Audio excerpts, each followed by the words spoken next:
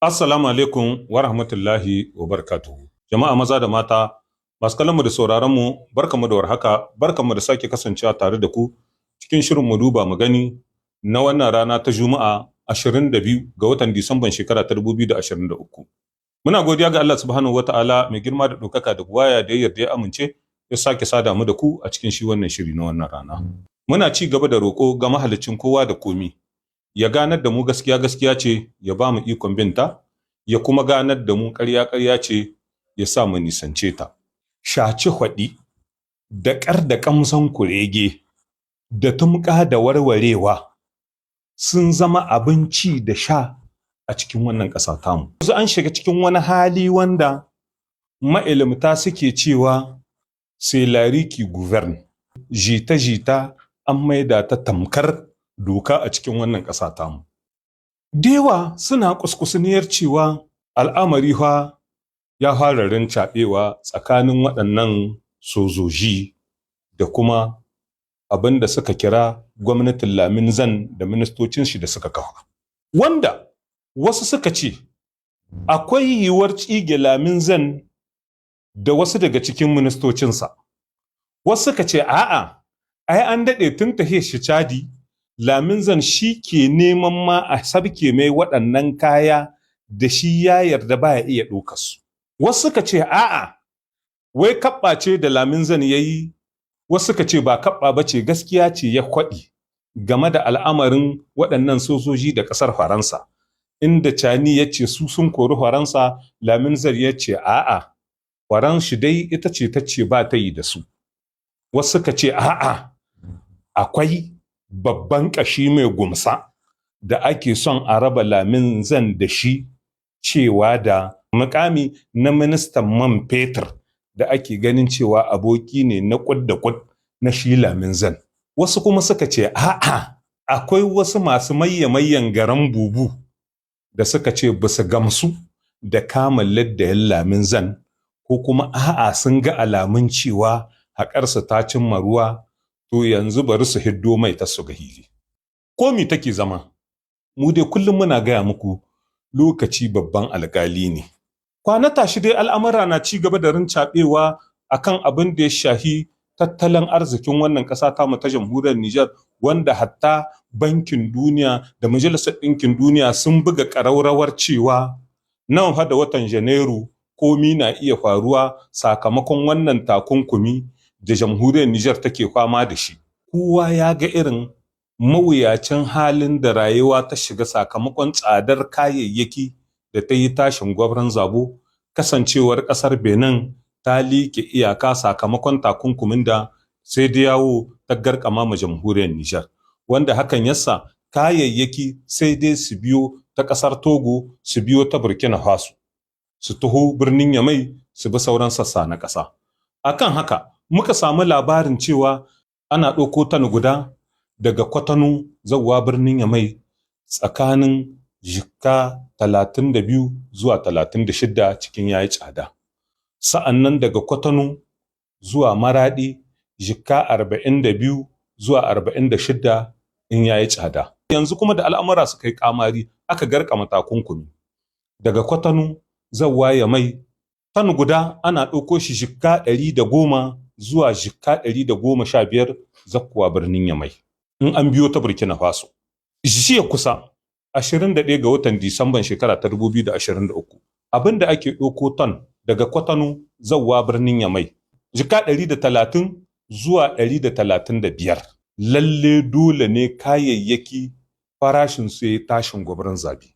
Abinda mutane da yawa ke ganin cewa in dai da gaske ne labusannin da suke kira magana ƙasa ce, to sai su shaye, saboda ko ba komi duniya gaba ɗaya baki ɗaya ta yi Allah waddai da wannan aiki. Duk da neman sauya akalan labarin da suke nan suna yi, suna nuna laihin sai da yawo ne, ko kuma Najeriya ce, ko kuma Benin ne, alhali shekara 22 da suka wuce a zantuni a bar mantawa, jamhuriyar Nijar ta rattaba hannu a game da waɗannan yarjejeniyoyi. Lokacin da aka yi juye-juyen mulki a cikin Mali, kowa ya gani yadda jamhuriyar Nijar ta yi tsayin gwaman jaki a game da neman a darajanta ƙa'idodin ƙungiyar gamayar ƙasashen yammacin Afirka sai da yawo. To amma sai gashi yanzu waɗannan mutane suna yin abin da ake ce ma wanzam ba ka so ga jikinka. Dangane da abubuwan da suke nan suna wakana a kwanakin nan sakamakon yunkurin da wani kwamiti da aka kafa a cikin gida rediyo da talabijin na ƙasa cewa da RTN a ɓata sunan shugaban ƙasa shugaban jamhuriya Muhammad Bazoum domin su a ganin su yin haka shi zai sa ya rage farin jini wajen al'umma a goga mishi kashin kaji a nuna ma jama'a cewa ai shi ma ba na ƙware ne ba yadda sauran shugabanni suka lalace ko aka same su da almundahana da handama da babakere da ya rubuta ciki da dukiyar ƙasa suka maida ta tamkar ta gado sai a nuna ma mutane ai duka kan wajja ce. To alhamdulillahi binciken kwakwab da muke yi na ci gaba da haska mana irin yadda wannan kwamiti yake gudanar da al'amarin shi. Ƙarƙashin jagorancin tsohon darakta janar na ita RTN kin mun samo ɗaya daga cikin mayya gasim da kenan suna ba da kuɗi su ne uwa su ne makarbiya a wannan kwamiti domin a ci gaba da zagin shugaban ƙasa shugaban jamhuriya Muhammad Bazoum. Wannan babban gungume ɗaya daga cikin waɗanda ake ɗasawa da su cikin tahiyar iko tun kakin faruwar wannan al'amari su mambobin wannan kwamiti sun san mun sani kuma sun san mun san kowane ne kuma mun san ko shugaban wani kamfani ne wanda ke ba da kuɗi domin a ci gaba da yin wannan ƙazaman aiki. Haka zalika shi wannan babban gungume wanda da yawa suna wallafa sunan shi a cikin shafukan sada zumunta na zamani rezo sosiyo wanda an shaji daga bakin shi tun a cikin ziyarar da shugaban ƙasa shugaban jamhuriya Muhammad Bazoum ya kai a jihar Tawa yana kwaɗi yana ƙarawa ai su sun ƙare da shugaban ƙasa shugaban jamhuriya Muhammad Bazoum don haka sai dai wani ba shi ba. To har ila yau shi wannan mutumin da ya yi ta sabar da baki yana ba da wannan labari to kuma yanzu shi ne ya sake ba da kuɗi domin ɗokar ma waɗannan 'yan jarida da suka tsinci kansu cikin mawuyacin hali sakamakon gurkwana gaban shari'a da za a yi da su da 'yan uwa da aminan arzikin shugaban ƙasa shugaban jamhuriya Muhammad Bazoum. To shi ne ya ɗauki nauyin ba da kuɗi a ɗokan musu lauya domin ya kare su. A wani labari na daban dangane da abubuwan da ke zuwa suna dawowa a game da taɓarɓarewar lamarin tsaro. Kowa ya ga irin salo da dabarun da shugaban ƙasa shugaban jamhuriya Muhammad Bazoum ya yi amfani da shi wajen mayar da mutane a cikin garuruwansu na ainihi.